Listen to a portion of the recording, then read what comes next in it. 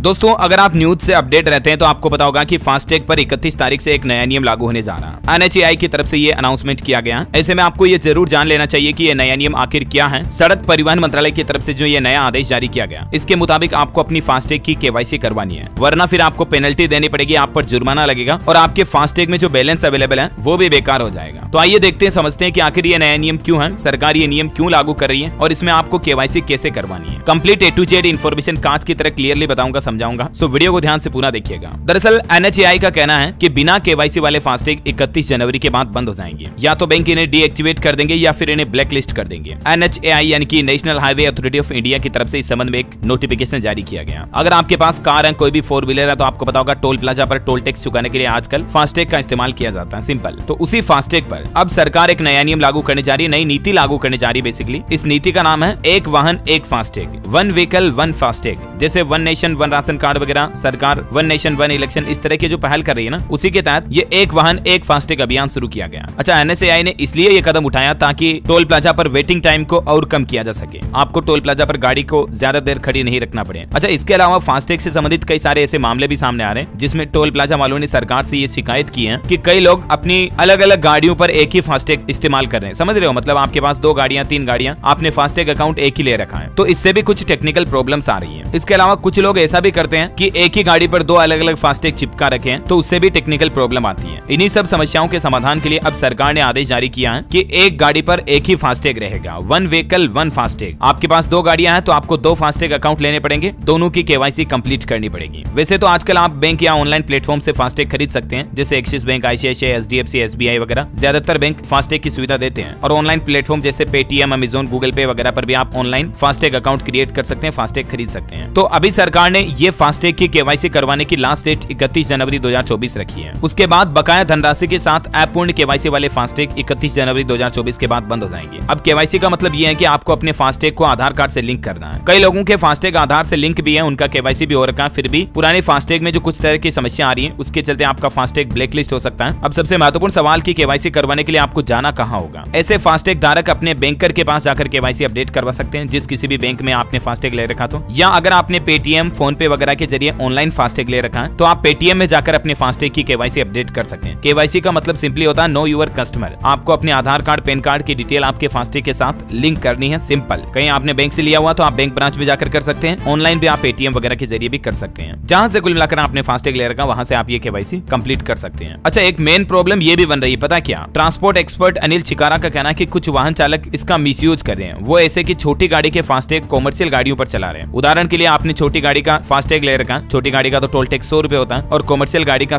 Toll tax 500 रुपए होता है। अब फास्टैग में छोटी गाड़ी का नंबर दर्ज है, ऐसे में कार्ड रीडर कॉमर्शियल गाड़ी को छोटी गाड़ी में रीड करेगा और आपके टोल टैक्स पर 100 रुपए ही कटेंगे। इस तरह से वाहन चालक सरकार की राजस्व का आय का नुकसान कर रहे हैं और इसीलिए अब एक गाड़ी पर एक ही फास्टैग मिलेगा। अगर आपकी कॉमर्शियल गाड़ी है, ट्रक है, बड़ा व्हीकल है तो उस पर उसी का फास्टैग लगेगा। अगर आपकी कार है, 4 व्हीलर है, पैसेंजर व्हीकल है तो उस पर उसी का फास्टैग चलेगा। समझ गए हो? ये कंपलसरी नियम 31 जनवरी 2024 के बाद लागू होने जा रहा। तो उम्मीद है फास्टैग को लेकर ये महत्वपूर्ण जानकारी आपको मिल गई होगी। देश में अभी टोटल 694 से भी ज्यादा टोल टैक्स है, सबसे ज्यादा टोल प्लाजा मध्य प्रदेश में है। ये फास्टैग सिस्टम कैसे काम करता है इसके बारे में कुछ बेसिक प्रोसेस भी आप देख सकते हैं, क्या टेक्नोलॉजी यूज की जाती है सरकार के द्वारा फास्टैग से पैसे काटने के लिए। और भी भविष्य में इसी तरह की इन्फॉर्मेटिव जानकारियां, सरकार के नए नियम, बड़े बदलाव, न्यू रूल्स एंड रेगुलेशंस देखते रहने के लिए इस वीडियो को लाइक और शेयर जरूर करना। जय हिंद, जय भारत, वंदे मातरम।